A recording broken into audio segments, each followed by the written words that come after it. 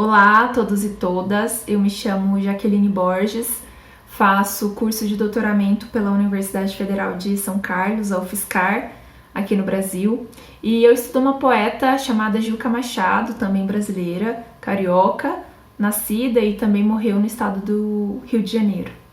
A Juca Machado, ela teve a sua atuação principalmente na primeira metade do século XX, embora tenha publicado outros livros e participado de revistas e jornais da sua época após a década de 50, mas a sua atuação principal no que se refere à publicação de poemas e de livros foi na primeira metade do século XX.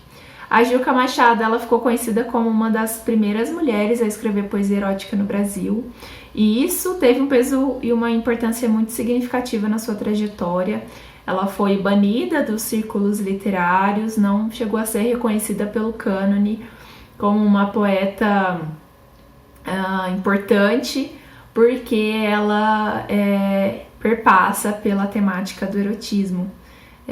Essa apresentação faz parte da minha pesquisa de doutorado, onde eu pesquiso, o erotismo como apenas mais uma dentre as várias reivindicações propostas pela escritora. Ela tem uma atuação no primeiro partido político feminino aqui do Brasil, e a sua poesia ela também é carregada por esse engajamento político, social. Ela reivindica o direito ao voto para as mulheres, e a sua poesia é como um simulacro da poeta, porque toda a sua trajetória fora da poesia, ela também é marcada por uma questão política, artística, política, social, assim como as suas personas poéticas encontradas nos seus livros, desde o primeiro até o último livro. Eu estudo a sua poesia completa, que é esse livro aqui, tá? Onde vai reunir 6 livros, dentre eles Cristais Partidos, que é o primeiro livro da escritora, de 1915. Depois nós temos Estados de Alma, Mulher Nua, Meu Glorioso Pecado, E por fim a gente tem também a Velha Poesia. E há um intervalo de 50 anos entre o primeiro livro, que é de 1915, e o último, de 1965, e as propostas temáticas elas também são diferentes, a estrutura desses poemas também são diferentes.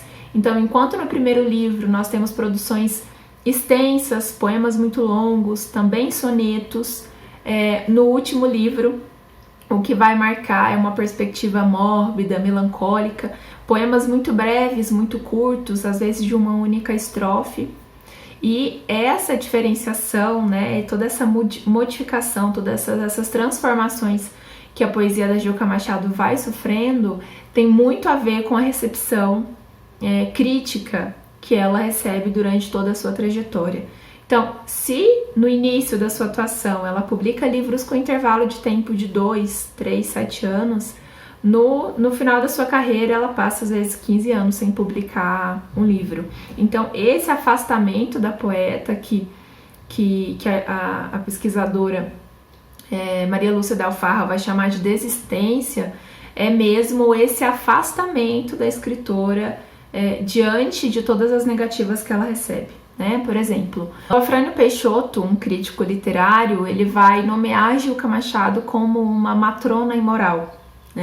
Também o Maçom Moisés, ele vai dizer que percebe nos versos da Juca Machado um sensualismo rude e às vezes animalesco, e uma intensidade capaz de transformá-lo em pan-erotismo. Ou seja, essa negativa que sofre a poeta, ela tem muito a ver com uma questão de gênero também, porque a gente tem uma mulher na primeira metade do século XX reivindicando uma liberdade que é sexual também, Essa liberdade, ela perpassa pelo erotismo, mas ela também toca num aspecto que é da liberdade, O que a persona poética da Juca Machado reivindica é uma liberdade sexual, de poder dizer sobre o desejo, mas também é uma questão libertária, né? Não é só sobre a liberdade sexual, mas é também sobre uma liberdade política, de uma atuação enquanto corpo civil, corpo feminino, que participa das decisões políticas e sociais, né? Essa literatura, ela tem um teor histórico, político, social, que está não só na persona poética, mas também na escritora Gilca Machado, né? A atuação da poeta, ela foi marcada também por algumas críticas positivas, né? O Fernando Pi foi um escritor e crítico que prefaciou o primeiro livro, a primeira edição de poesia completa, publicada em 1978, 2 anos antes da morte da poeta. E o Fernando Pi, ele vai dizer que o percurso da Gilca Machado, ele foi marcado, né, pelo escândalo da ousadia da poeta, né, porque ela sofreu a incompreensão daqueles que só liam retorcidamente os seus versos, julgando-a devassa ou libertina, né. Nesse sentido, Carlos Drummond de Andrade, um escritor importante para a nossa literatura brasileira e mundial, né, ele afirma que seria falso dizer que a poesia de Gilca Machado era puro sensualismo.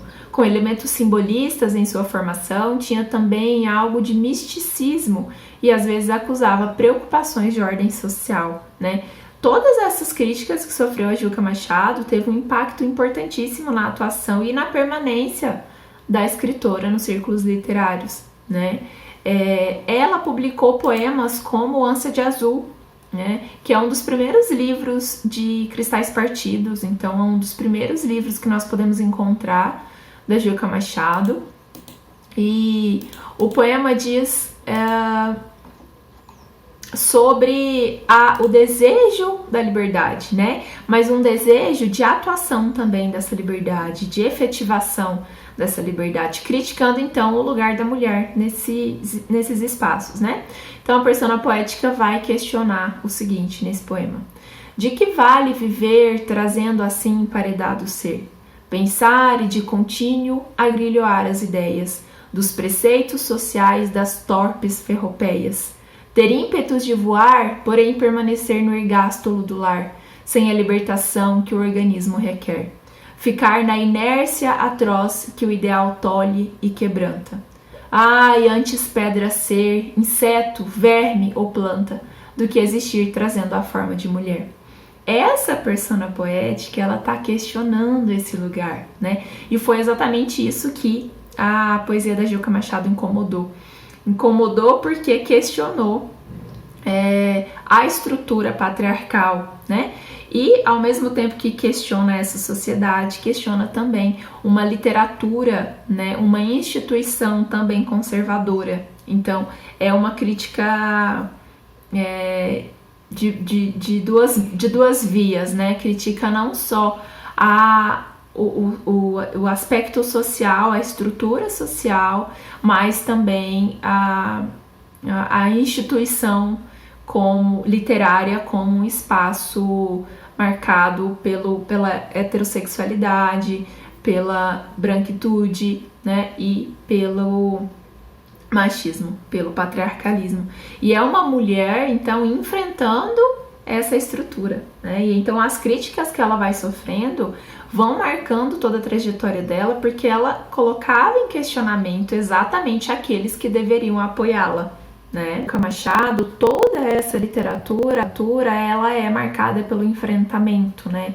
Pelas críticas a essa instituição, tanto a instituição social quanto a instituição literária, né? Até que chega um momento que a Gilca Machado se afasta desse lugar, né? Ela começa a publicar em intervalos muito mais longos, ela não mais escreve e publica em jornais e periódicos de seu tempo, de sua época, e em suas notas autobiográficas ela vai dizer o seguinte em relação a toda essa negativa que sofreu.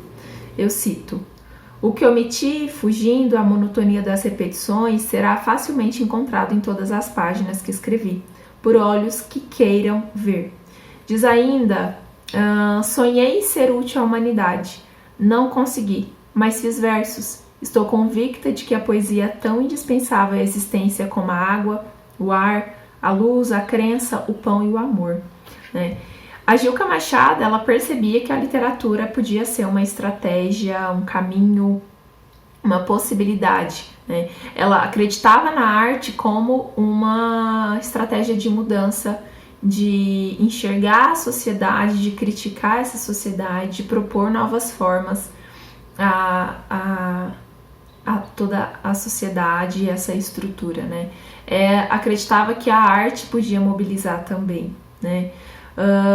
Esse conceito de liberdade que eu adoto, né, parte da filósofa Hannah Arendt, né?